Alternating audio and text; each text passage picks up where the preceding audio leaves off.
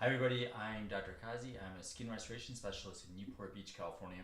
I focus mostly on acne, on scars, pigmentation, and I do a lot with facial balancing.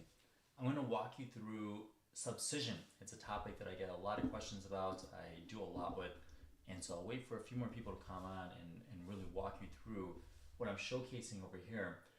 Some of the questions that I had was with regards to the depth that I'm doing subcision. What kind of tools do I use with subcision? So I'm going to go through to kind of just explain why I use certain tools and why if you do it certain ways, it's not going to be as effective, and there's other ways actually it could be potentially really dangerous. So I'll explain really what this diagram shows. Actually, it's one of my favorite diagrams I would say that I found when it comes to subcision, because it does showcase in at least at some points, it does showcase for us that we're using a blunt cannula, which is what I use for most of the subcision.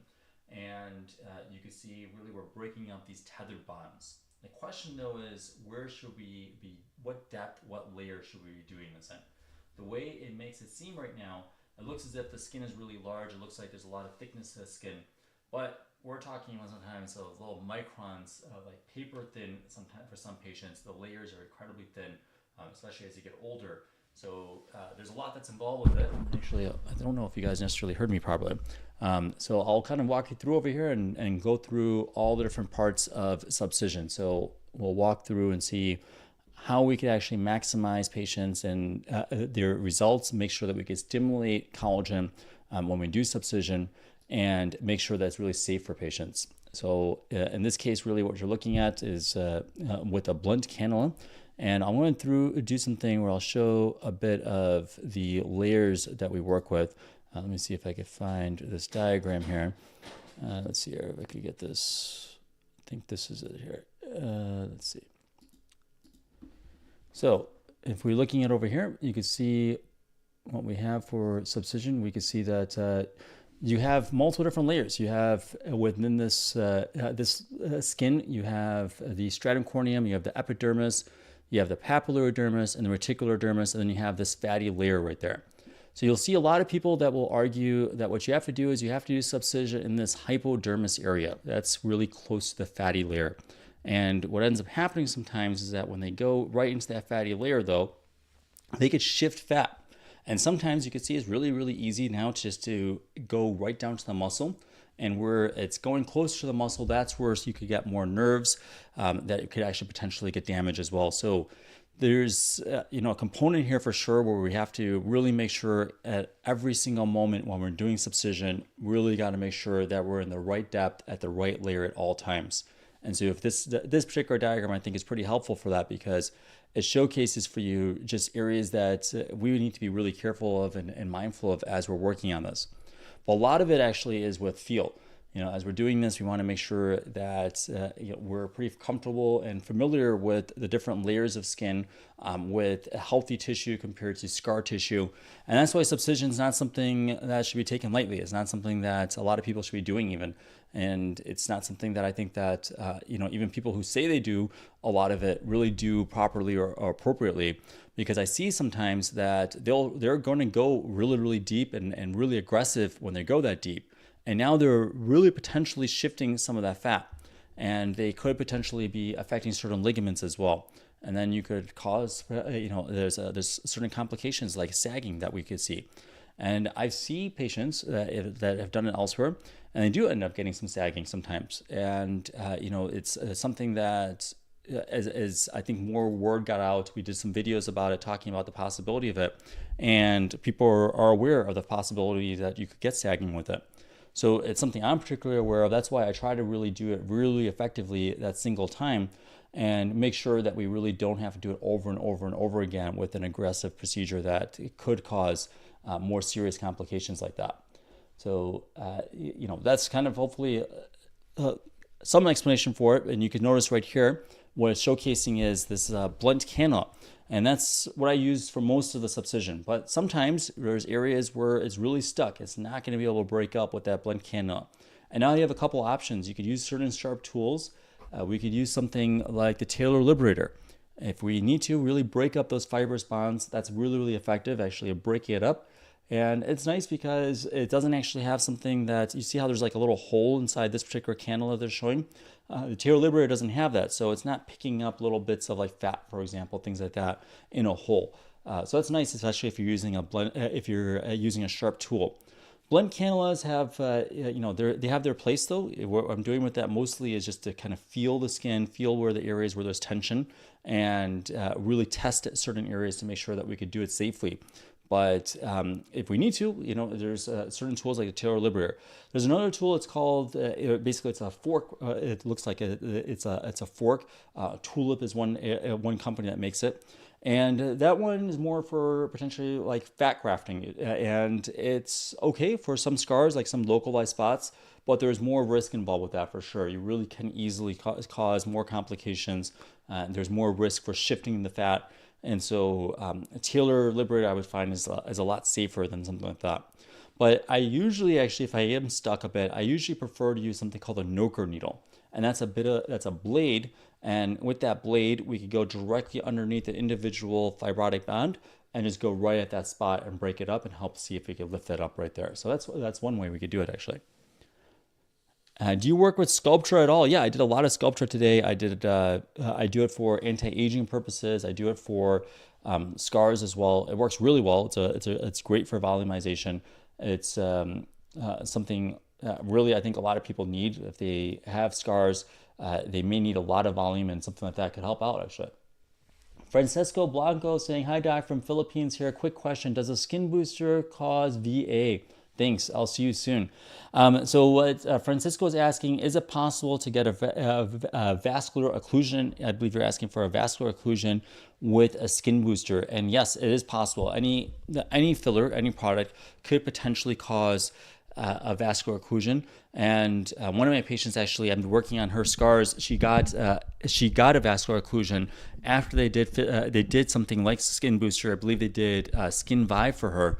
And she was left with a bit of a scar with that, actually. So you can get it. They did it in the forehead area, and she saw that the nurse told her that she can't get occlusions with it. Apparently, is what I was told. And she was like shocked that it occurred. Well, the forehead's a really risky area, so it's really concerning that they weren't aware of the fact that you could get that actually. So yes, you could get it from that. Misha's asking, what parts of the face should we avoid injecting Sculptra in? So definitely want to avoid areas where there's circular, well, think of it like this, where there's a lot of contraction, muscle contraction. So the forehead is an area you really don't want to do Sculptra. In between the eyebrows, another area that's not good for Sculptra. Around the eyes, not a good area for Sculptra. Around the mouth, not a good area for Sculptra. The neck, really bad area for Sculptra as well, because you could get nodules in those areas. You could run into issues where it gets a little bit thicker than you expect. It could shift a lot more with movement.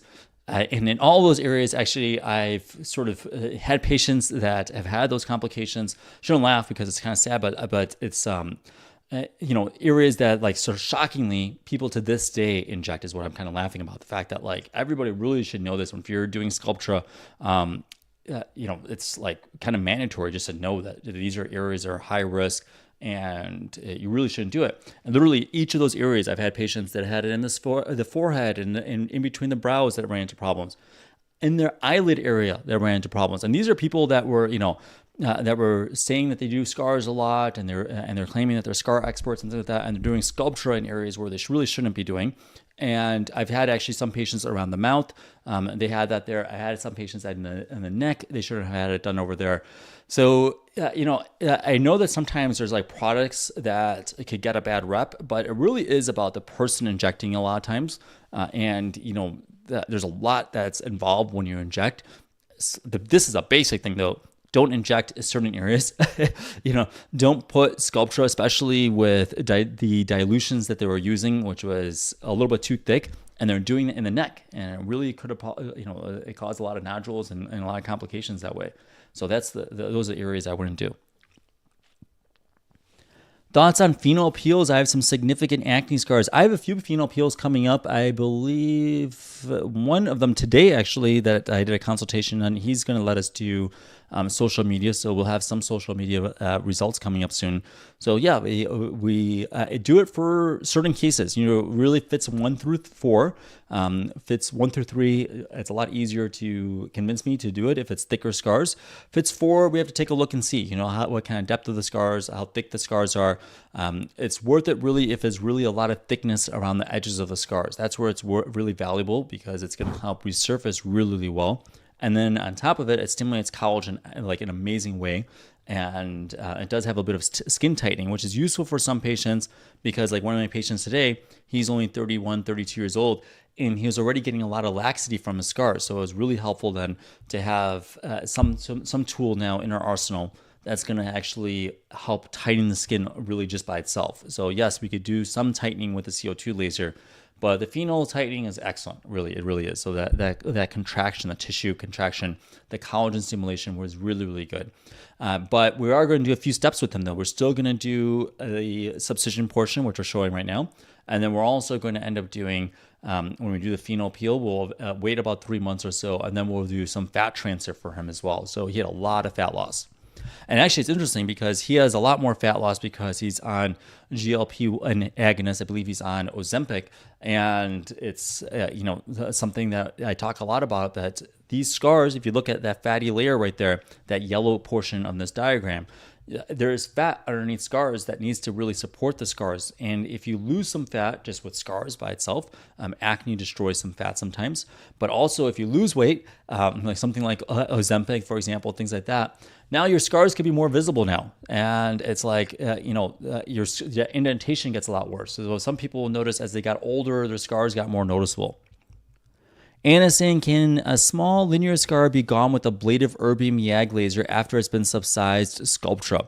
Linear scars can be really tricky. It's possible. It really is possible that it could be really, really tricky. But it depends on how deep it is. If it is something that is relatively shallow, then maybe we could improve it enough with a laser. I'm not sure if you necessarily need an ablative CO2 laser. So the way I do ablative CO2 laser, if you watch my videos, I actually really like to showcase it for people so you can see the videos and see exactly what I'm doing. So you look at the scar right here, you see that there's this indentation here, and then you see that there's these edges right there, right? And a lot of times over time, as just smiling, there's this thickness that occurs with those edges of the scar. And also, some people that when they have oil production, or some patients when they're smokers, it gets really thick, just really easily. So I use the ablative CO2 laser for those areas of the scar. It doesn't make too much sense to do the ablative CO2 laser in the big depression though. And you'll see a lot of people that will just like do the ablative CO2 like all across the surface. Yes, do we get some collagen stimulation? Sure, but there may be other ways of doing that. You don't necessarily have to use this aggressive form of this ablative CO2 laser to stimulate collagen in that depression. That's why I use so much TCA. So it's like that's something that directly triggers collagen at the depth of the scar. But you'll see a lot of people, they'll say, well, just do ablative CO2 laser, just go resurface the whole thing. But it doesn't make as much sense when we're working at like this area where it's depressed. We really should be working really a lot on the edges of the scar, really trying to flatten those so that it's closer to the base of the scar. That's actually really crazy. And it's really, really crazy because I found that people just weren't doing it this way. And, they're constantly just doing like these Fraxel lasers or microneedling, things like that. And they were ignoring a lot of the thick elements of the scars. And they just thought that this was just like healthy tissue for so long. They thought that there's really not much you could do with it, blah, blah, blah.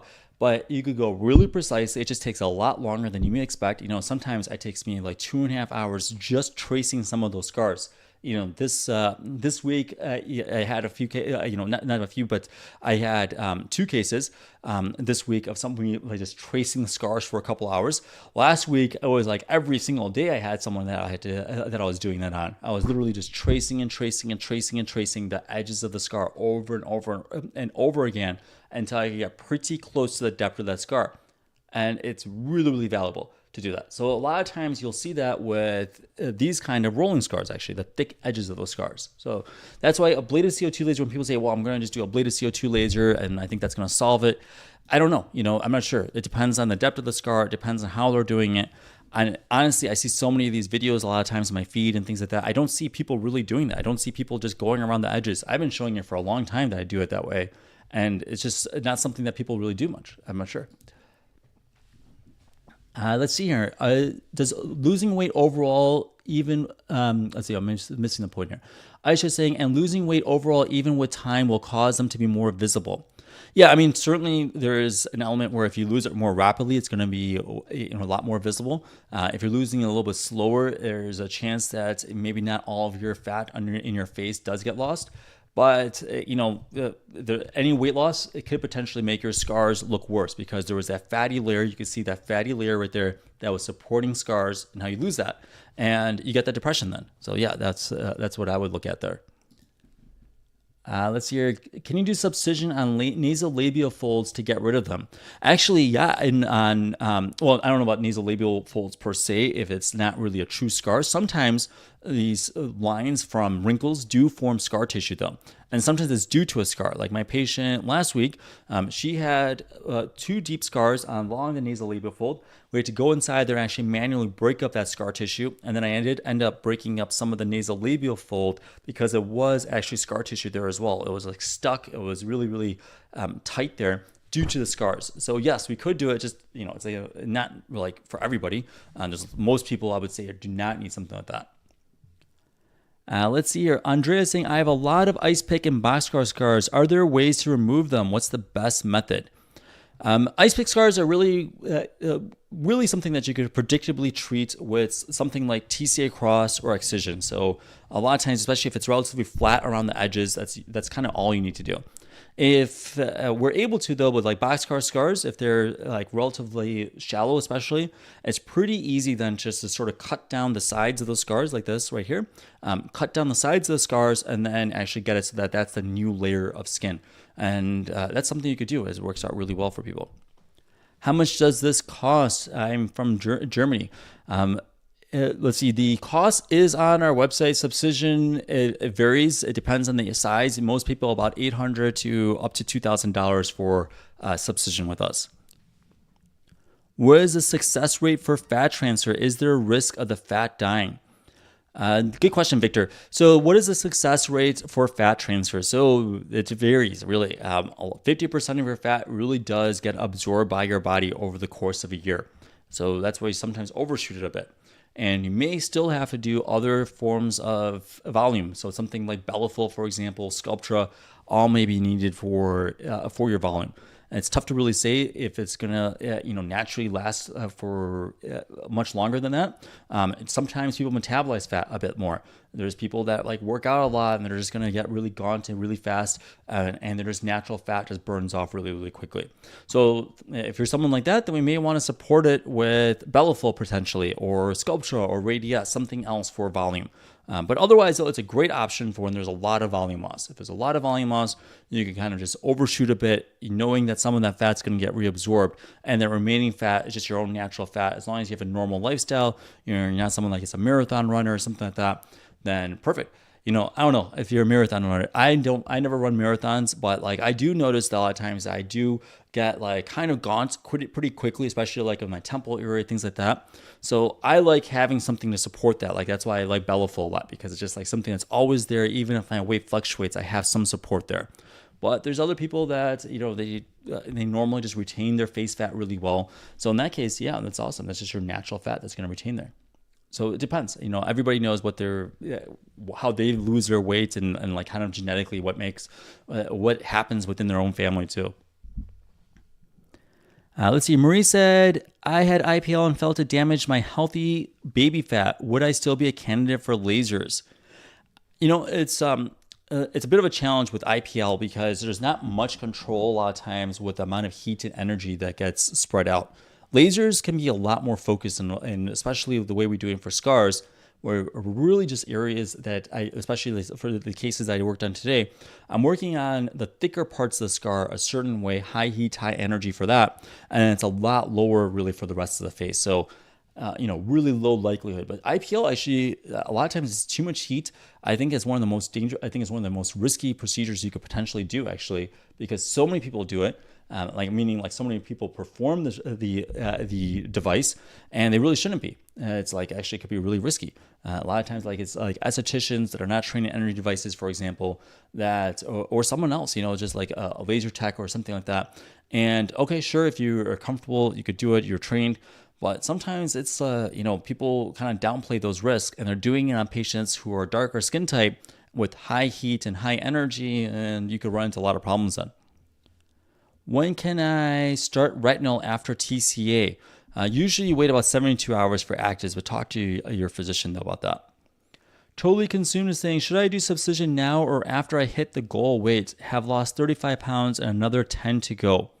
Well, Subcision doesn't make too much of a difference if you do that right now or later, but usually you want to get kind of closer to your goal weight before you do volume replacement. So Subcision you could do anytime, but then I probably wouldn't want to do like volume replacement until we're closer to where your goal is actually.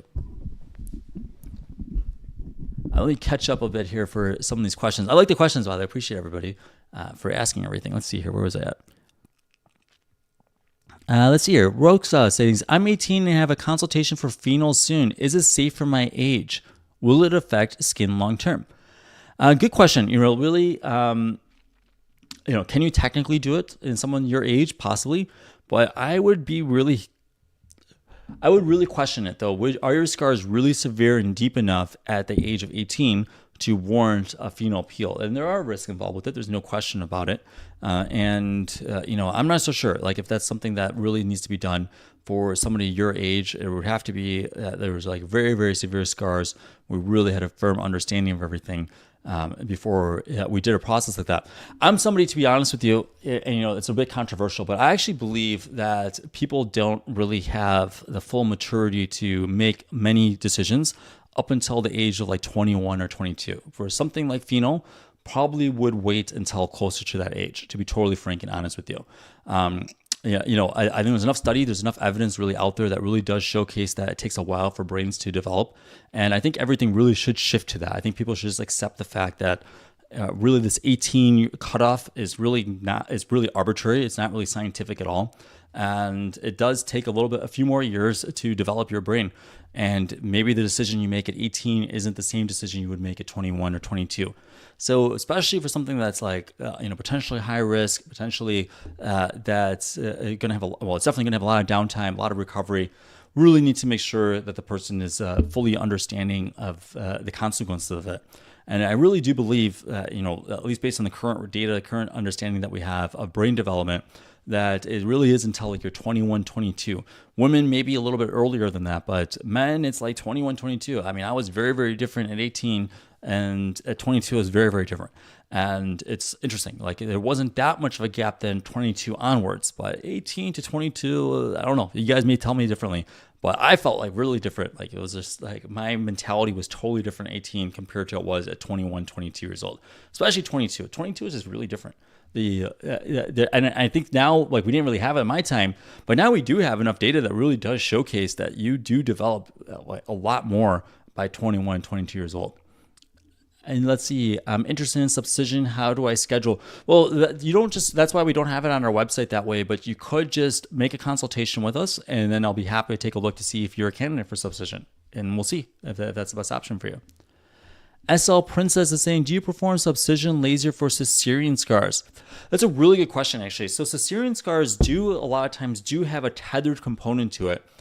But sometimes there's a lot of skin that's basically folding over the Cesarean scar as well. So you may need surgery to really revise it though. So it's tough to say. If it's otherwise relatively flat and there's just and it really is just the scar itself, then yes, we could do some Subcision over there and laser. But if there is now some skin that needs to be remodeled and removed a bit, then it really is just surgery. And that's the only way to improve that then.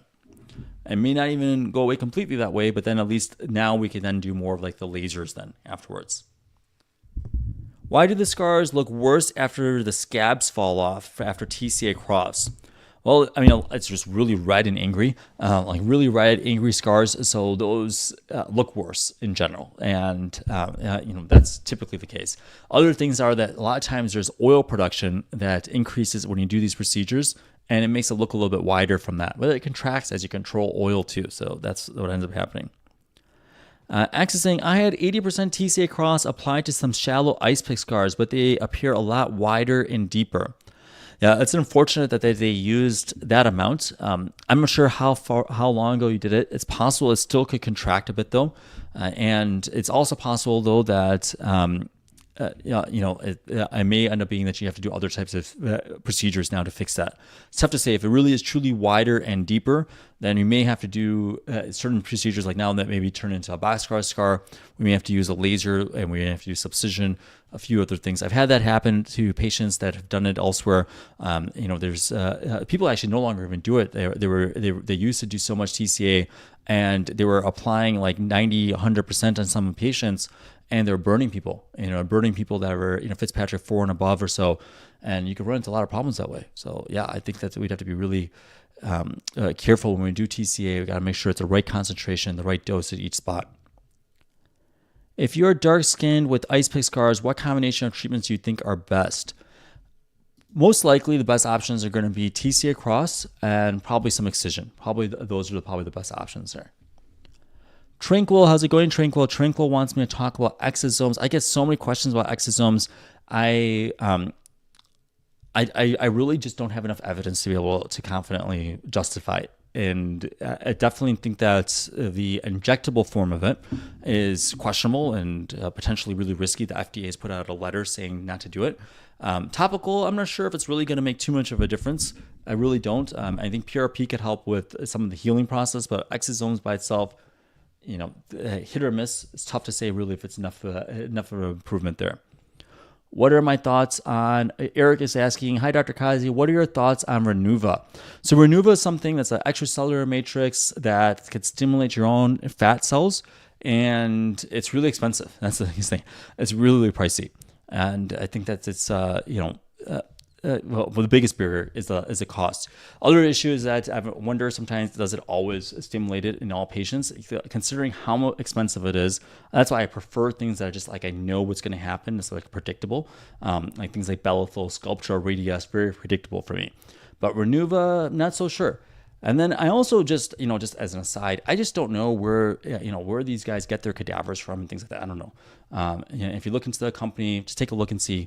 Maybe it makes sense to you, or maybe it doesn't. But I'm not sure. Where do they get the donors from? I don't know. It's a little bit interesting to me too. At some point, someone could take a look at that. Does PDL laser induce collagen formation or just test redness?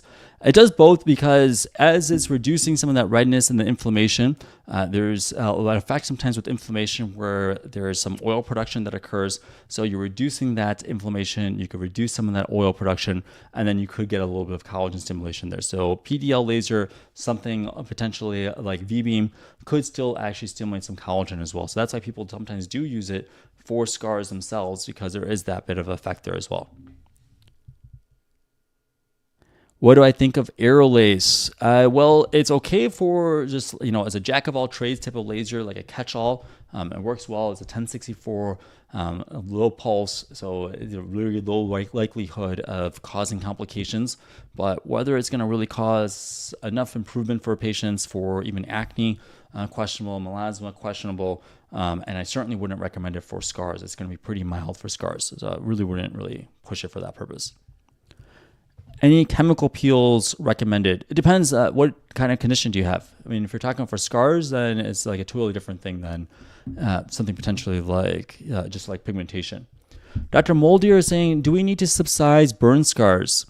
It depends on how early form, like what stage they're in. It's really actually, if you notice for burns, it's complex because there's this hypertrophic component there, there's this atrophic component there, and so there's areas where it's raised, areas where it's indented. There's a lot of thickness around there, and you may actually have to go inside and break up some of that area where it's atrophic, but be careful with that hypertrophic area. So it's something not to kind of do if you're not super comfortable with subcision and not super comfortable with burns. But yes, it does actually help to undermine that scar tissue. The main things with like all scars, like healing process with burns, with wounds, is really getting getting some microcirculation over there. So lasers do really help actually with burns, especially. We want to actually get some of that microcirculation flowing again, and so lasers actually really do help with remodeling it. But Subcision does help with lifting up a bit there, and then it could trigger a bit of a collagen response that way too. Is Subcision painful? What's the downtime? No, there's really no pain actually with it because of the numbing. After we do the numbing solution where we just do some shots on the sides, we could go in there and put a lot of more numbing in there. It's more that it just feels like there's a little bit of pressure. And I guess kind of, I'll end my night with this, but one of my patients last week, he told me that it really helped when I told on this live, so I'll just say it again, that I find it really cathartic. And like, I think patients actually started to find it now like that too. But when I'm breaking up those scars, it's pretty cathartic. And we're going in there, we're breaking up scars that are 10, 15, 20 years old. And so instead of like kind of focusing on what's happening or focusing on the fact that there's a little bit of pressure there, just think about that. There's no pain at all. It's just that it's like strange that I'm going inside and breaking up scar tissue there. And so instead of kind of thinking about that, shift your mind and think that like, this is amazing. I'm breaking up really old scars. And sometimes you guys have done so many different treatments before and nothing broke up those scars the way we just did right there. So that's pretty cool. That's a cool feeling. It's a cool feeling for me. I do it every night, every day. It's really cool.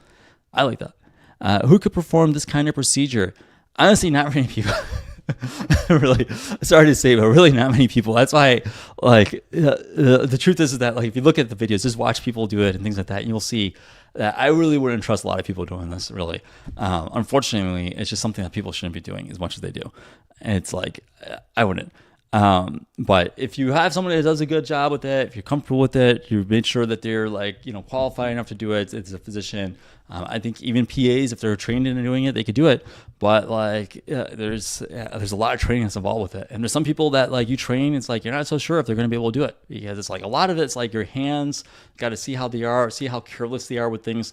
Sometimes I see people and like, they're like digging down, look at like that fatty layer. And like, they're just going like at it like that. When I watch their videos and it's like, I don't know what's going on here. I would definitely not trust you. And it's like, I saw somebody the other day, they were doing a phenol peel and the patient had like a huge cystic lesion over there and they were like working on the phenol peel around the area. But it's like, that's like, you're talking about like a potential catastrophe with an infection here. And I don't know, there's a lot of stuff that's risky out there that I just would look at and I'm like, I don't know if I would necessarily trust that stuff. So if you're looking at this and think that like, this guy maybe not be the safest, then sure, just trust yourself and just think that. And that's okay. Like there's maybe somebody out there that makes sense to you. It makes, it should make sense. You should feel really comfortable with it and like be really confident that every time we do this, we're going to put your safety first. And that's like what I care about. I want to make sure your safety is like, is absolute. So we want to make sure every single time we're in the exact layer that we need to in order to break up these scars. I'm never just like rushing and burning it up. Someone saying my dermatologist is Dr. Lim for Subcision. Awesome. Good. So, I'm sure he'll help you out with that though. Perfect. All right, guys. Thank you so much. I will see you tomorrow. We'll take care of you tomorrow. I will answer some of these remaining questions. A lot of people wanted me to talk about Subcision today. Hopefully this was helpful for you. But if you need me to talk about some other things, I'll